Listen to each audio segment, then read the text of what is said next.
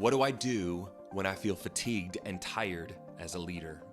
A few years ago, I had somebody on my team who came to me and she said, I feel tired, I feel overwhelmed, and I feel burnt out. So I asked her these questions that I'm going to ask you today. So the first question I always like to ask is, where is your connection with God? Where is your connection to be refueled? Everything else comes after that. If we build a healthy foundation of the fact that we're being renewed every day by our Heavenly Father, I think that plays into all of the things that we do in life. And as leaders, it plays into our decision making. Number two, is the work that we're doing significant? Does it mean something? Is it valuable? So this young lady, I asked her this question. I said, is this work significant? Is it valuable? Do you think it matters to the people that we're trying to serve? And you want to feel significant. We all do. I think other than the fact that we connect with God, doing something significant in the world is an essential part of who we are as human beings. And finding meaning in what we're doing really matters to the core of us. You're going to feel fatigued because you're going to feel like you're just going through the motions, just doing it to get a paycheck. And that doesn't inspire or motivate really many people because we want to feel like our job has meaning. The third question is this: is there something happening in my personal life? There's this phrase that I love, and it says, the thing isn't always about the thing, but everything is about everything. See, sometimes in life, we think that one simple thing is just about that one thing. I have something going on in one friendship that I can't get over, something with my children that I'm struggling with, and I don't know what to do about it. And what happens is that starts to creep into everything else that we're doing. You know, we try to disconnect our personal self sometimes from our professional selves. And we can't do that. It's just not possible. And I'm trying to bring my best self to the table at work, but I have this thing going on in the background all the time. And so as a leader at work, maybe it's not the work. Maybe it's something going on in my own personal life that I need to work through. Number four is, how close are you to the stories of the people that you're serving? This same young lady, I asked her the question, when was the last time you sat with one of our families and had a conversation? She was spending a lot of time in budget meetings, making decisions and planning and schedules. So I asked her, how close have you been to them? And she said, it's been a long time. And I said, do this. Take one of these families and one of these students that we're serving. Go have lunch with them. Go sit and talk to them and see what God is doing in their life. And then I promise you, you will see the fruit of your work. And it won't feel like a chore. It'll feel like you're doing something of value. I don't care if you sell insurance, if you're a pastor, if you clean pools, whatever you do, get close to the stories of the people that you're serving. And I promise you, it will reignite the fire in you when you realize the effect that's having on people's lives. The fifth question is this: are you an empath? All of us need empathy. And many of us as leaders, we don't give ourselves empathy that we want to give other people. You may be an empath at your work. What happens with empaths is, especially as leaders, is we tend to take on the emotional state and the mental state of a lot of the people that we serve because we care about them. We want to put ourselves in their shoes and we take on what they're going through as well as what we're going through. And in many ways, we don't have the emotional or mental capacity to carry everybody's stuff. When I was in high school, my father worked a construction job. And every day he would come home, he would feel stressed. He got up early, he worked hard out in the sun, and every single day he would get out of the car and there was a tree out in front of our house. And before he walked through the door at 4 o'clock every day, he would stop at the tree, he would take his hat off, and he would talk to God. And he would say, I'm going to unload all of the stress, all of the worry, all of the anxiety, all of the things that I feel on this tree before I walk through those doors to be a father and a husband.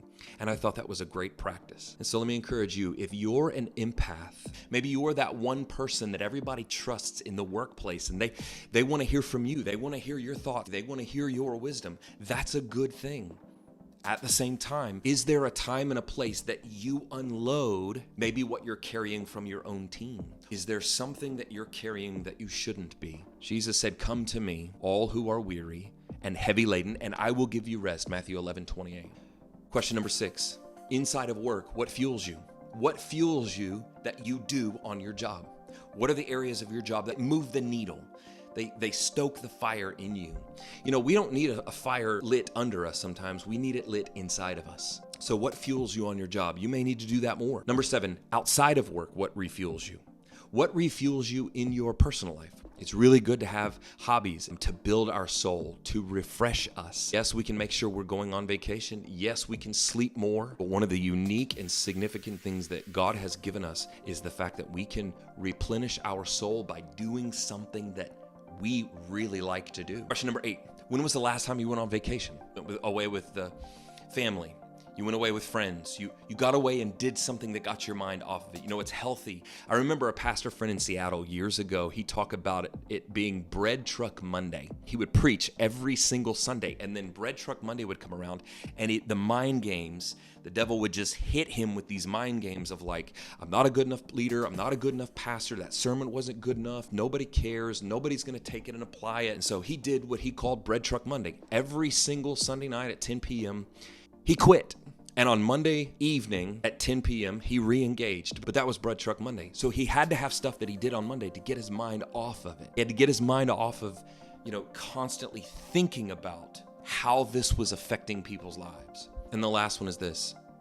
Are you supposed to be there? Are you supposed to be doing that work still? Are you supposed to be leading that thing still? Along with the connection with God, along with the significance of does this even matter, is the third question. Am I the one who's supposed to be doing this still? See, God gives us grace in every single season as leaders to be doing that work that is required in that season. And here's the thing. It does not matter how difficult the work is, how stressful and overwhelming.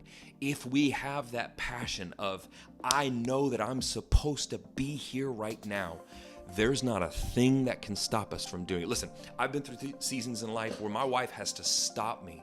It's 11 o'clock at night and she's like, stop working.